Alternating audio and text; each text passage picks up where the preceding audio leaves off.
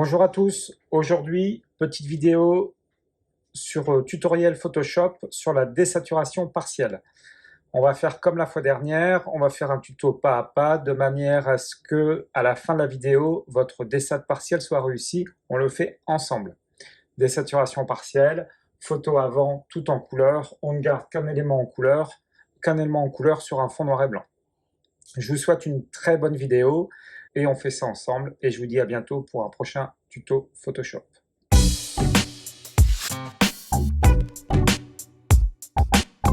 Pour ce tutoriel de retouche Photoshop, le détourage partiel, nous allons faire comme la fois dernière. Il y a deux solutions. Soit aller dans le fichier directement où il y a la photo. Donc ici, à mon écran, je double-clique. Ma photo développée ici pour mon détourage partiel se trouve là. Donc, première solution, un clic droit sur la souris, ouvrir avec Adobe Photoshop. Donc là, Photoshop va se lancer et va m'ouvrir automatiquement la photo. Ici, je vais essayer de vous mettre l'écran en entier. Comme je travaille avec plusieurs écrans parfois, c'est embêtant. Et là, je suis sur l'ordinateur portable. Voilà, à peu près là, vous voyez tout l'écran du Photoshop. Donc ça, c'est la première solution.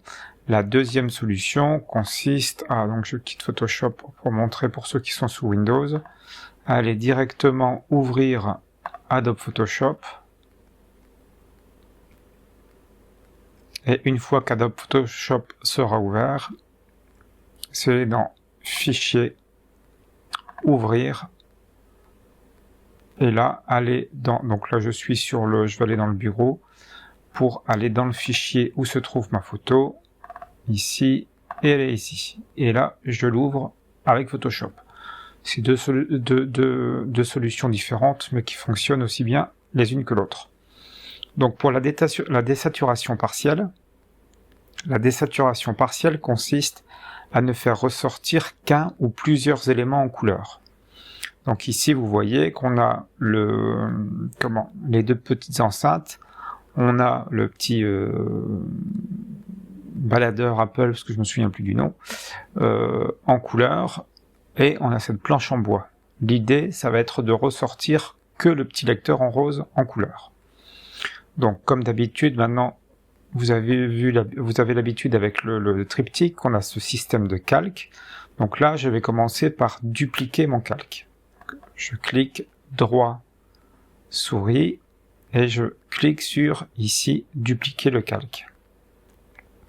Donc là on les a pas renommés, on aurait pu les renommer, les appeler Apple et Apple copie.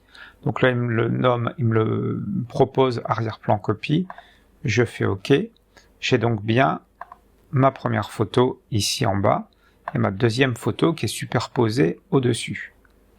Donc en fait l'idée, ça va être de mettre un calque en noir et blanc au-dessus et de faire ressortir la couleur qui est en dessous. Donc pour ce faire, nous allons aller désaturer la photo qu'on vient de mettre en copie, la photo juste au-dessus, que vous voyez ici à l'écran avec ma souris, là. Donc elle est bien sélectionnée, vous voyez que là elle n'est pas sélectionnée, là elle est sélectionnée, elle a un gris un peu plus clair, et une fois qu'elle est sélectionnée, on va aller en haut dans Images, Réglages, noir et blanc. Je clique avec le bouton gauche de la souris et je valide avec OK ici. Et vous voyez que ma photo vient de passer en noir et blanc. En dessous, donc je vais appuyer sur le petit œil pour faire apparaître la photo d'en dessous, j'ai toujours ma photo en couleur. Donc je clique, c'est comme ma photo noir et blanc est au-dessus, il n'y a que celle-ci qui apparaît. Et là, on va utiliser un outil que vous ne connaissez pas encore. C'est ici, en bas. C'est le masque de fusion. Vous voyez, le petit, hop, juste ici. Hop. Ajouter un masque de fusion. Je suis dessus. Alors, ma photo noir et blanc est bien sélectionnée. Vous voyez que c'est bien celle-ci qui est en gris plus clair. Donc, elle est bien sélectionnée. Donc, c'est sur celle-ci, on va venir ajouter un masque de fusion. Donc je me mets ici, et je clique avec le bouton gauche de ma souris. Et là, vous voyez que j'ai un petit carré qui vient de se placer, c'est le masque de fusion. Attention, vous voyez que ce petit carré est entouré de toutes petites lignes blanches. C'est parce que c'est le masque de fusion qui est sélectionné. Si je sélectionne ma photo, vous voyez que le petit carré blanc qui entoure le périmètre de la photo est sélectionné sur la photo. Il faut que ce soit le masque de fusion qui soit sélectionné. Une fois qu'il est sélectionné, je vais aller prendre mon outil pinceau ici. Là, je suis à gauche de l'écran. Je sélectionne mon outil pinceau. On va choisir, là je suis en haut, les pinceaux. Alors c'est soit avec des bornettes, soit avec des bords doux. Moi je préfère travailler avec des bords doux. Et on va choisir la taille. Alors dans un premier temps, on va pas prendre une taille trop petite parce qu'on va zoomer pour bien parfaire les détails autour de autour du petit lecteur, autour du petit baladeur. Donc peu importe, on pourra changer par la suite. Et là vous voyez mon petit point de pinceau qui apparaît. Alors si je zoome, voilà, vous voyez mon petit curseur, il est ici en fait. Alors là pour zoomer, vous pouvez utiliser encore une fois dans navigation ici. Moi je le fais avec le pad, mais vous pouvez le faire directement avec le petit curseur ici. Donc on va sélectionner notre petit, voilà, pour l'avoir à l'image. Et ici donc j'ai toujours mon outil pinceau qui est sélectionné. Et maintenant, quand je vais passer un trait pour peindre, donc là j'appuie avec le bouton gauche, vous voyez, je relâche. En fait, c'est ma photo du bas qui réapparaît. Si par exemple je me suis trompé, hop, je suis allé à ce niveau-là, donc là c'est le reflet en fait, mais je ne veux pas moi du reflet par exemple. Ici en bas à gauche, j'inverse, je prends le calque blanc, et là je fais réapparaître avec le blanc le calque du dessus. Donc là, je reviens sur ma sélection noire, et là, je refais apparaître le calque qui est en dessous. Donc bien évidemment, là, je le fais d'une main pour vous montrer. Alors, je vous conseille régulièrement de relâcher la souris, parce que, vous voyez, moi, je relâche là la souris, parce que si, par exemple, je fais une grande zone d'un seul coup, je me trompe, je fais commande ou CTRL Z, j'enlève. Si pendant toute l'opération, je n'ai pas relâché du tout ma souris, bah forcément, vous allez enlever entièrement le travail réalisé. Donc, ce n'est pas souhaitable. Donc, vous voyez là, je commence par les contours.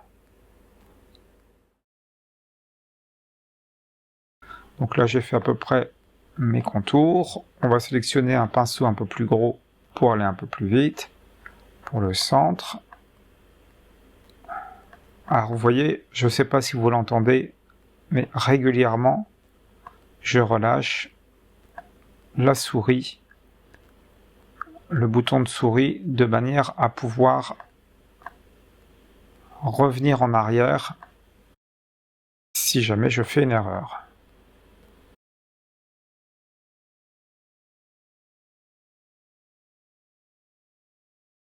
Là, je viens inverser pour enlever tout en haut ici, je rezoome, vous voyez, c'est pas très esthétique, c'est l'arrière, mais je sais pas si ça va bien rendre à l'image. Là, on est pas mal. Alors, je dézoome complètement, voir ce que ça donne. Et je pense qu'effectivement, je ne vais pas mettre le reflet, on va quand même essayer.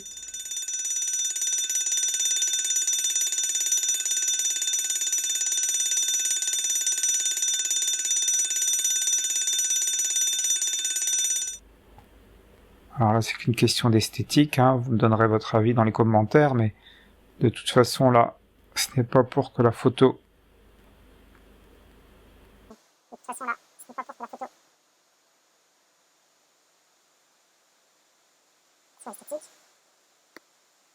C'est pour... Ouais, je pense qu'on va laisser le reflet. Donc voilà, là en fait, on a fait une désaturation partielle. Vous voyez que si j'enlève maintenant, je suis ici à droite, le calque du dessus, ma photo revient entièrement en couleur. Je superpose avec ma photo noir et blanc où on a fait un petit trou en fait dans le calque pour faire réapparaître le petit lecteur AirPod. Et maintenant, je fais un fichier, enregistrer sous, fichier JPEG. On va le nommer Apple, pour pas faire de pub, dans le fichier d'origine et enregistrer. Maximum, oui. Alors, encore une fois, là, si je vais voir dans mon fichier d'origine, vous voyez que ma photo est bien présente en JPEG. Si jamais je n'ai pas le temps de terminer, je fais fichier, enregistrer, et là j'enregistre dans le format Photoshop. On va le renommer aussi Apple, pour refaire de la petite pub gratuite. Hop, dans Lightroom, j'enregistre. Là, c'est comme la dernière fois dans le tuto des triptyques.